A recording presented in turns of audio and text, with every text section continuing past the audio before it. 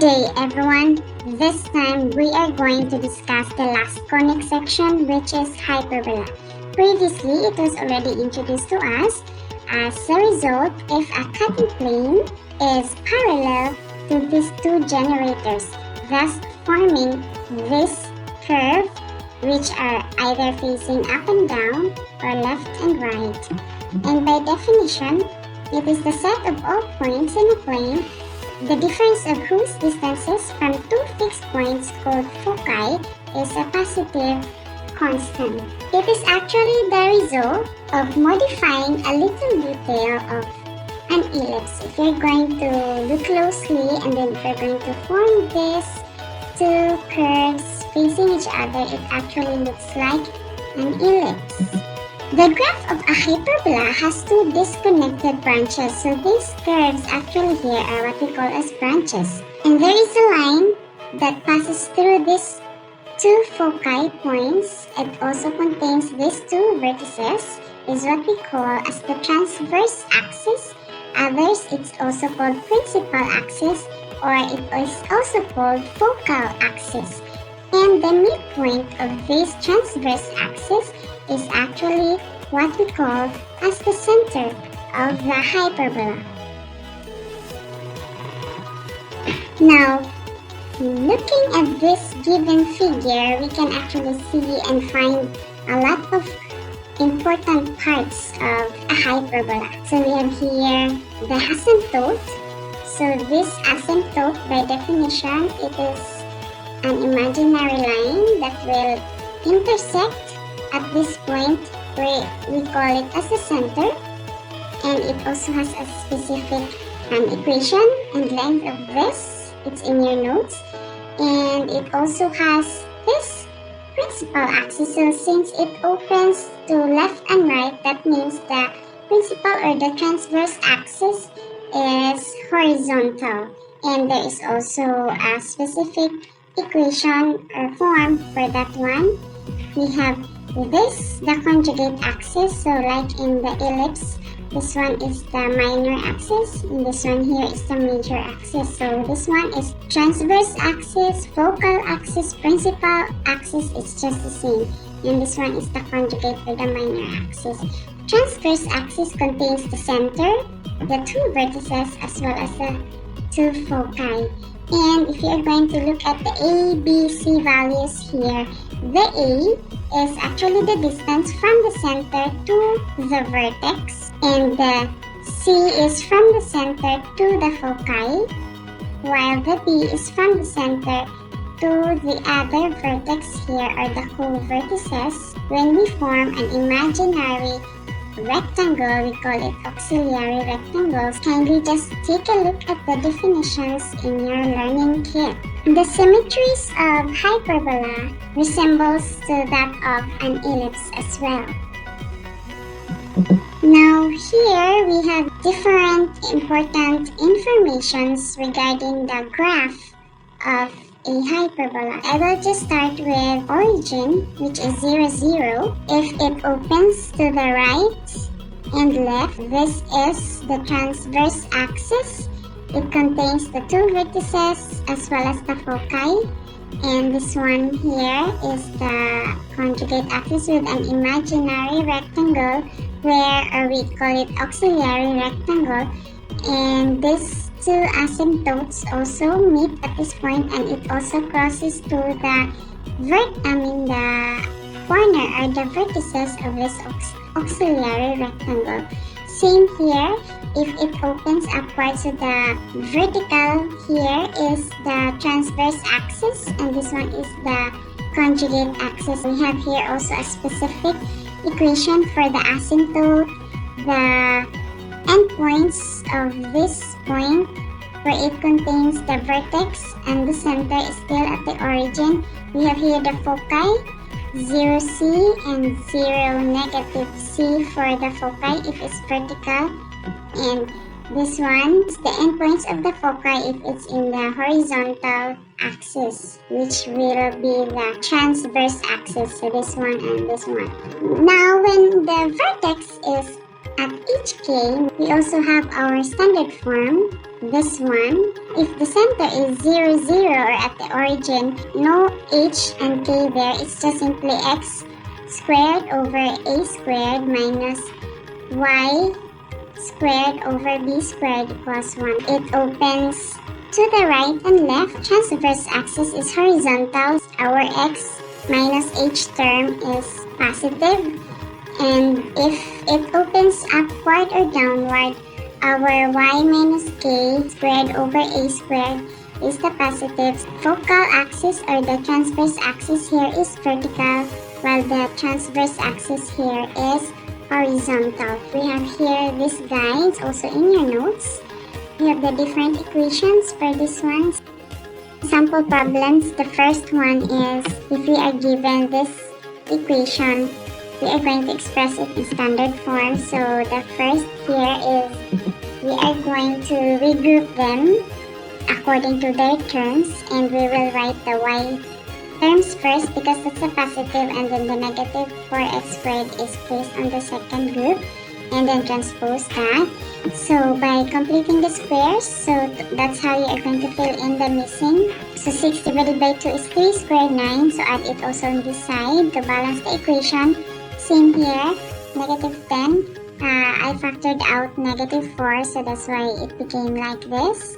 And so 25 times negative 4 is negative 100. So we get 25 by 10 divided by 2 is 5 squared it. Then we are going to write its squaring of the binomial in the binomial form. So y plus 3.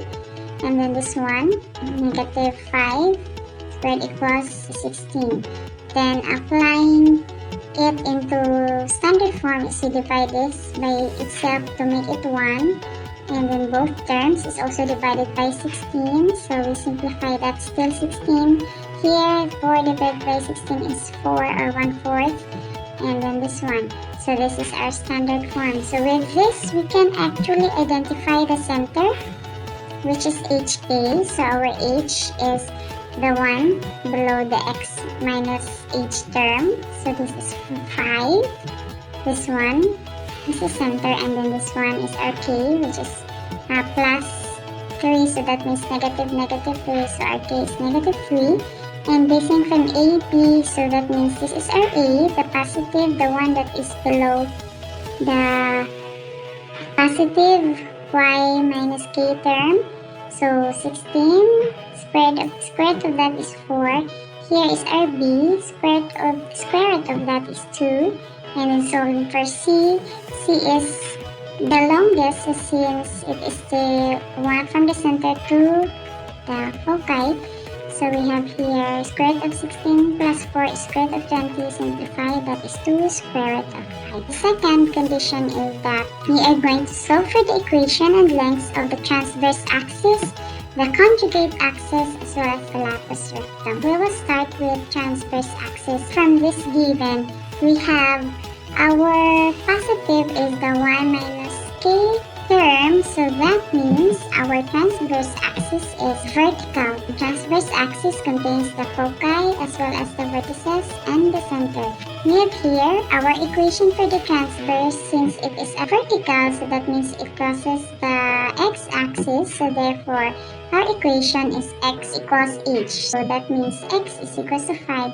That's our transverse axis. And then the length is 2a, that is 8.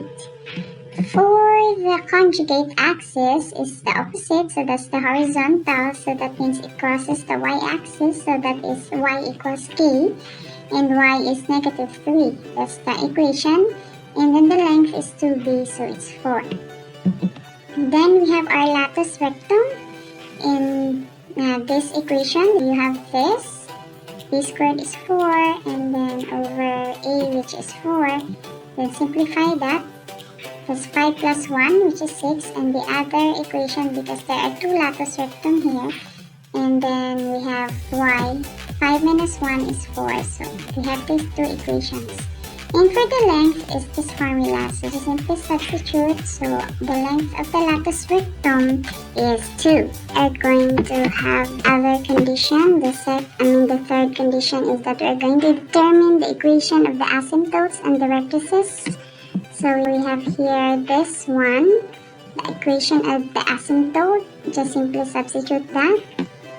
And then for the directrix, also this one, positive, negative, because there are two asymptotes and directrices. We have this.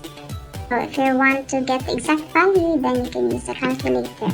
The fourth condition is we are going to draw the hyperbola. And we will just identify the important portions of it, which are the center, the two vertices, and then we are going to roughly sketch the hyperbola. We have here the x and the y axis. The center here is 5, negative 3. So that means we have here this figure. So 5, negative 3. So that's the center. And then we have the vertices, which is h, then k plus minus a. Because from the center to the vertex is the a. Distance is the length of the a. So the a there is 4. So that means still we will use the 5 as the x. And then for the y is negative 3 plus 4. So it goes up. So negative 3 plus 4. So that means it's here. So that is positive 1. So the ordered pair here is 5, negative 1, positive 1. And then going down is for negative minus 4. So it's negative 3 minus 4, which is negative 7. So 7 units down. So here, 4 units down, we get 7. So that's our vertex 2. And then for our foci, so it's h tail then k plus minus c, because c is from the center to the foci. So if you're going to use that also, you may not put if you want, because what's really important is the movement of these branches. So we have here for the foci, it's 5 and then negative 3 plus this 1. So it's not exact, so we may not anymore do that. Then we have the curve of this. So we have here this figure. Just a rough sketch lang of this one. Sorry about that part. And then the other also is from going to this point also here. So that just a rough sketch. Sorry again for this. So we have this is our principal axis or the transverse axis.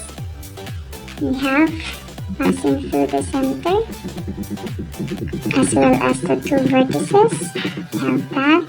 And then we can draw the asymptote that will pass through the center, so we can have a broken line for this one if we have an imaginary auxiliary rectangle, so we can also have that. So here is our asymptote, more or less somewhat like that. Okay. Sorry.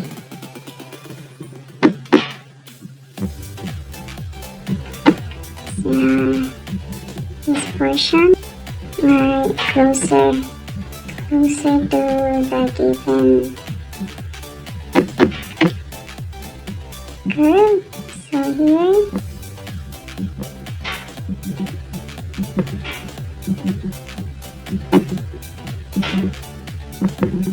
okay, and then on the other side also for the other asymptote, so we have of the hyperbola. So this portion here, the two branches, this part, and then the other branch also of the hyperbola. We have the asymptote, the transverse axis is this portion here where it contains the foci. So here, yes, from here up to here is the foci, and then this is the vertices. Here, vertices, vertex, and then the foci is also somewhere here. So this is a rough sketch of how we are going to draw a hyperbola. As long as we have the center and the vertices correctly, then just a rough sketch of the curve and that's it. Okay, then another application is problem solving by hyperbolic problems in real life situations. In this given natural draft cooling tower are shaped like hyperbola for more efficient cooling of power plants. The hyperbola in the tower can be modeled by this given equation with 150 meters at its height. So find the width of the tower at the top and its narrowest part, which is in the middle. So if you take a look at this given illustration, we can see that the hyperbola is opening both to the left and right.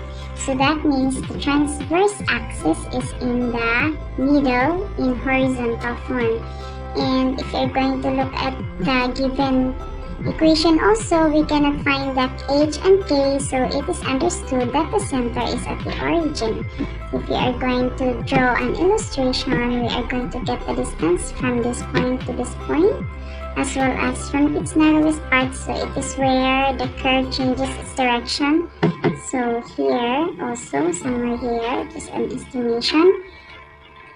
And we can find that this portion here is the center, the middlemost, so it's like it's the origin. So if you're going to go to the top portion, coming down, and it's also given that the height of this is an estimation of 150 meters.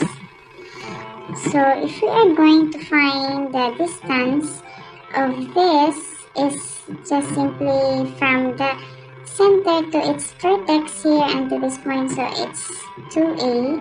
And if we are going to look at the given, we can already have our a, which is the result of the square root of this portion here. It's because it's horizontal, so we have here our a squared is 16.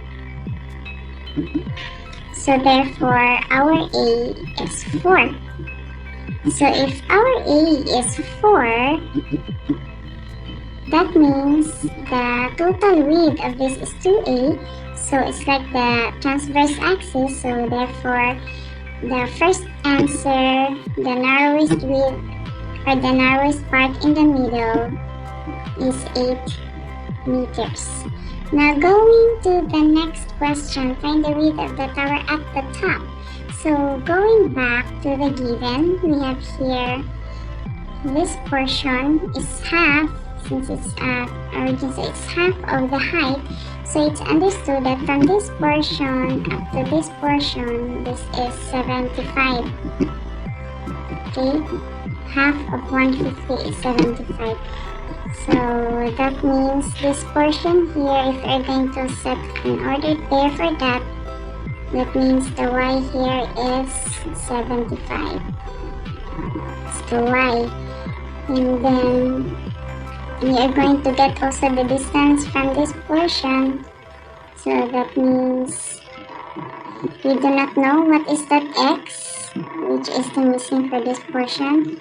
So this is the x, this is the missing, and then the length or the height is still 75. So that also is x also here, so we need to find the value of x. So x plus x, that's the total length of this top portion. So applying this given standard form, which is x squared over a squared minus y squared over b squared is equals to 1. So substituting that to solve for x, so we will have here x squared over a squared, which is 16, minus the y squared, we will substitute our y, which is 75 squared, over b squared, which is 225, for 15 squared, equals 1. Then we are going to solve. So transpose within the one which contains the constant. So that is 1 minus, we transpose that part, it becomes plus. It's 75 squared over 225. Okay, then multiplying both sides by 16 to eliminate the, multiply both sides by 16, and then we can solve for the square root, the result of this.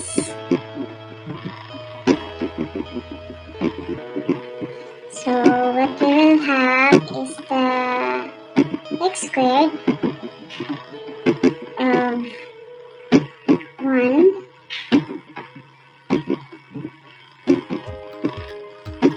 product of this 75. When you are going to divide 75 squared over 225, this is actually equals to 25. We are going to solve it. It's actually equals to 25. Then we have times 16. We're going to get the square root of that result. So I'm just gonna get the symbol para we can see the solve for it. So our x is 20.40. Okay, so this is just already a rounded value. So since x is 20.40, so we have the length or the width of the top portion is 2x, so that means 2 times 20.40, the result or the width of the top portion. So the answer is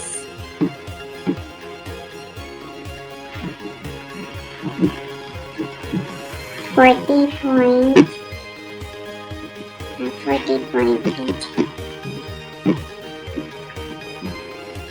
So we have here, sorry,